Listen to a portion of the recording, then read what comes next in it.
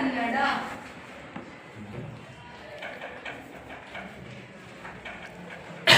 ಘಟಕ ಜನಪದ ಕಲೆಗಳ ವೈಭವ. ಏನು? ಜನಪದ ಕಲೆಗಳ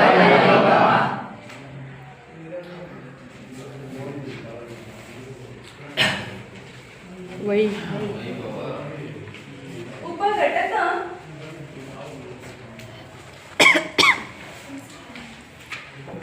ಜನಪದ ಕಲೆಯ ಅರ್ಥ ಮತ್ತು ಏನೇಳಿ ಜನಪದ ಕಲೆಯ ಅರ್ಥ ಮತ್ತು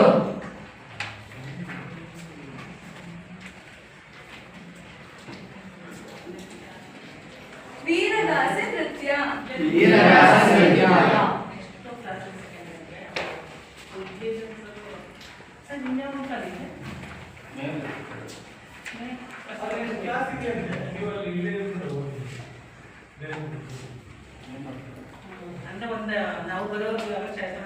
ನಿಮ್ಗೆಲ್ಲರಿಗೂ ತಿಳಿದಿದೆ ಅಲ್ವಾ ಮಕ್ಕಳ? ಎಲ್ಲರೂ ಈ ಕಡೆ ನೋಡಿ. ಜನಪದ ಕಲೆಯ ಬಗ್ಗೆ ನಿಮ್ಗೆಲ್ಲರಿಗೂ ತಿಳಿದಿದೆ ಅಲ್ವಾ? ಕೆಲವೊಂದು ಜನಪದ ಕಲೆಗಳನ್ನ ಯಾರಾದ್ರೂ ಹೇಳ್ಬೋದಾ? ನಿಸರ್ಗ, ಕಂಸಾಳೆ, ಪಟ್ಟದ ಕುಣಿತ, ಗುಡ್ ಕೂತ್ಕೊಳ್ಳಿ. ಪ್ರಿಯಾಂಕಾ, ಯಕ್ಷಗಾನ, ಭರತನಾಟ್ಯ, ಕುಚುಪುಡಿ, ಭರತನಾಟ್ಯ, ಡ್ಯಾನ್ಸ್ ಫಾರ್ಮ್ಸ್, ಯಕ್ಷಗಾನ, ಕಂಸಾಳೆ, ಡೊಳ್ಳು ಕುಣಿತ. ಗುಡ್ ಕೂತ್ಕೊಳ್ಳಿ. ಡೊಳ್ಳು ಕುಣಿತ. ಮತ್ತೆ ಇನ್ಯಾರಾದ್ರೂ ಹೇಳ್ಬೋದಾ? ಸುಗ್ಗಿ ಕುಣಿತ. ಸುಗ್ಗಿ ಕುಣಿತ.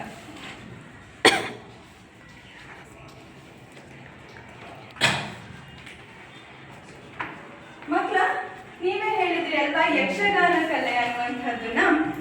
ಮಕ್ಕಳ, ನಾನೊಂದಷ್ಟು ನಿಮ್ಗೆ ಪಿಕ್ಚರ್ಸ್ ನ ತೋರಿಸ್ತೀನಿ, ಮತ್ತೆ ಕೆಲವೊಂದು ಉಪಕರಣಗಳನ್ನ ತೋರಿಸ್ತೀನಿ. ಅದು ಯಾವ್ದಂತ ನೀವು ಹೇಳ್ಬೇಕಾಯ್ತಾ? ಮಕ್ಕಳ, ಇದನ್ನ ನೋಡಿದ್ರೆ ಏನಂತ ಅನ್ಸುತ್ತೆ? ಯಕ್ಷಗಾನ. ಯಕ್ಷಗಾನ ಅಲ್ವಾ? ಇದನ್ನ ಹೀಗೆ ಹಾಕೊಳ್ತಾರೆ, ವೇರ್ ಮಾಡ್ತಾರಲ್ವಾ ಯಕ್ಷಗಾನ ನೃತ್ಯದಲ್ಲಿ.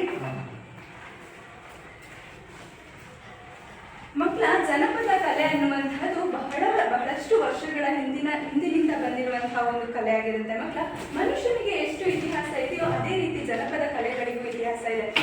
ಜ್ಞಾನ ಬರವಣಿಗೆ ಇರುತ್ತೆ, ಆದ್ರೆ ಆಗಿನ ಕಾಲದಲ್ಲಿ ಅಜ್ಞಾನದಿಂದನೇ ಕೂಡಿರೋದ್ರಿಂದ ಅವರಿಗೆ ಅಷ್ಟು ಅಕ್ಷರ ಜ್ಞಾನ ಇಲ್ಲದಿರೋದ್ರಿಂದ ಅವರು ಜನಪದ ಗೀತೆಗಳನ್ನ ಕಟ್ಟಿ ಹಾಡುವಂತಹ ಜಾಣ್ಮೆ ಅವರಲ್ಲಿ ಇತ್ತು. ಮಕ್ಕಳ, ಈಗಿನ ಕಾಲದಲ್ಲಿ ನಾವು ಮನರಂಜನೆಗಾಗಿ ಟಿವಿ, ಅದೇ ರೀತಿ ಮೊಬೈಲ್ ಫೋನ್ಗಳನ್ನ ಎಲ್ಲದನ್ನು ಯೂಸ್ ಮಾಡ್ತೀವಿ. ಆದ್ರೆ ಆಗಿನ ಕಾಲದಲ್ಲಿ ಮನರಂಜನೆಗಾಗಿ, ಎಲ್ಲರ ಕಡೆ ನೋಡಿ, ಮನರಂಜನೆಗಾಗಿ ಕಥೆಗಳು, ಒಗಟುಗಳು, ಪದ್ಯಗಳು, ಜನಪದ ಗೀತೆಗಳನ್ನ ಅವರು ಬರೆದು ಕಟ್ಟಿ ಆಡ್ತಾ ಇದ್ರು. ಮಕ್ಕಳ, ಇದರಿಂದ ಅವರಿಗೆ ಮನರಂಜನೆ ಅನ್ನುವಂಥದ್ದು ಸಿಗ್ತಾ ಇತ್ತು.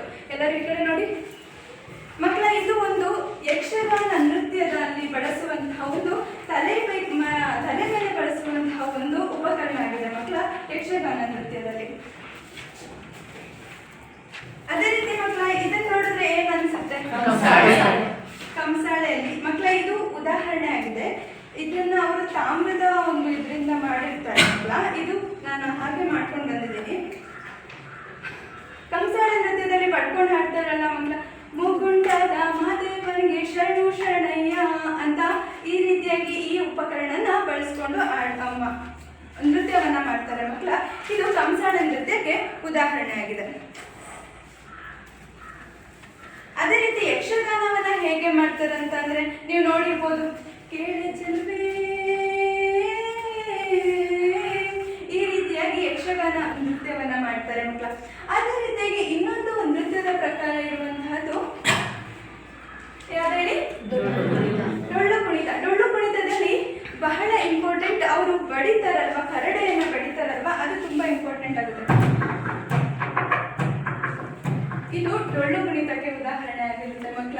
ಅವರು ಬಡಿಯುವಂತಹ ಕಲೆ, ಆ ಒಂದು ಕೋಲಲ್ಲಿ ಬಡಿತಾರೆ, ಅದು ಡೊಳ್ಳು ಕುಣಿತಕ್ಕೆ ಉದಾಹರಣೆ ಆಗುತ್ತೆ ಮಕ್ಕಳ. ನಾವು ಇಂದಿನ ತರಗತಿಯಲ್ಲಿ ಒಂದು ಜನಪದ ಕಲೆಯ ಒಂದು ಪ್ರಕಾರ ಆದಂತಹ ವೀರಗಾಸೆ ನೃತ್ಯದ ಬಗ್ಗೆ ಇಂದಿನ ತರಗತಿಯಲ್ಲಿ ತಿಳ್ಕೊಳ್ಳೋಣ ಮಕ್ಕಳ. ಇದು ಯಕ್ಷಗಾನ ನೃತ್ಯದ ಒಂದು ದೃಶ್ಯ ಮಕ್ಕಳ. ನೋಡಿದ್ರಲ್ಲ, ಈ ಕಡೆ ನೋಡ್ಬೇಕೆಲ್ಲರೂ. ಇದು ಮಕ್ಕಳ ಡೊಳ್ಳು ಕುಣಿತ ಹೇಗೆ ಕುಣಿತಾರೆ ಅನ್ನುವಂತಹದ್ದು ಒಂದು ದೃಶ್ಯ ಮಕ್ಕಳ. ಇದು ಕಂಸಾಳೆ ನೃತ್ಯದ ಒಂದು ದೃಶ್ಯ ಮಕ್ಕಳ. ಈ ಕಡೆ ನೋಡಿ.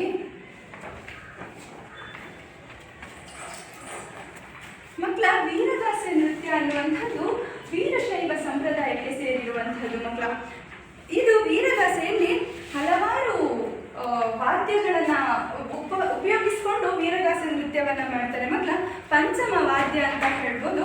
ಆ ಪಂಚಮ ವಾದ್ಯಗಳು ಹೇಗಿರುತ್ತೆ ಅನ್ನೋದಕ್ಕೆ ಇದೊಂದು ಉದಾಹರಣೆ ಮಕ್ಕಳ.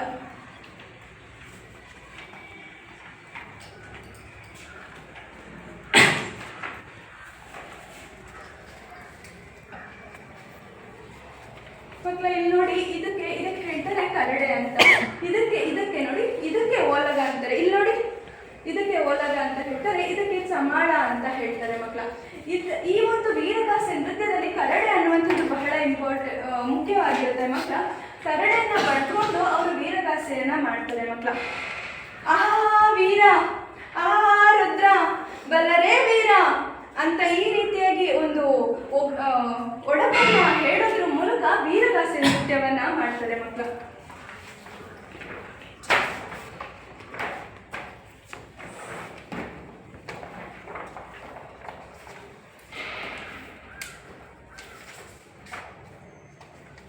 ಇದು ವೀರಗಾಸೆ ನೃತ್ಯದ ಒಂದು ಮುಖಭಾವ. ಅವರು ವೀರಭದ್ರನನ್ನ ನೆನೆಸ್ಕೊಂಡು ಈ ರೀತಿಯಾದ ಒಂದು ಮುಖಭಾವವನ್ನ ನೋಡ್ಬೋದು ಮಕ್ಕಳ ಅವರಲ್ಲಿ.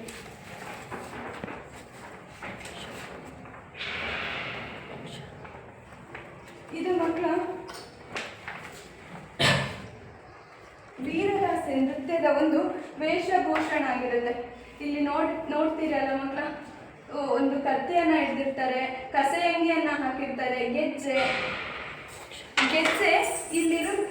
ಇದೆಯಲ್ಲ, ಈ ಗೆಜ್ಜೆನ ಮಾತ್ರ ಯೂಸ್ ಮಾಡ್ತಾರೆ. ಅದ್ರ ಒಂದೇ ಒಂದು ಸರಣಿಯಲ್ಲಿ ಈ ಗೆಜ್ಜೆಯನ್ನ ಕಟ್ಟಿರ್ತಾರೆ. ಈ ತರದ ಒಂದು ಗೆಜ್ಜೆ ಅವರು ಕಾಲಲ್ಲಿ ಕಟ್ಟಿರ್ತಾರೆ.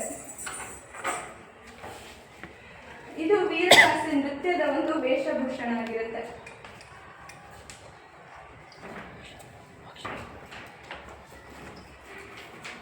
ಮಕ್ಕಳ, ಇದು ವೀರಗಾಸೆ ನೃತ್ಯದಲ್ಲಿ ಬಳಸ್ತಾರಲ್ಲ ಕತ್ತಿ, ನಾನು ತೋರಿಸಿದ್ನಲ್ಲ ಕತ್ತಿ ಅಂತ, ಇದು ವೀರಗಾಸೆ ನೃತ್ಯದಲ್ಲಿ ಬಳಸುವಂತಹ ಕತ್ತಿ ಮಕ್ಕಳ.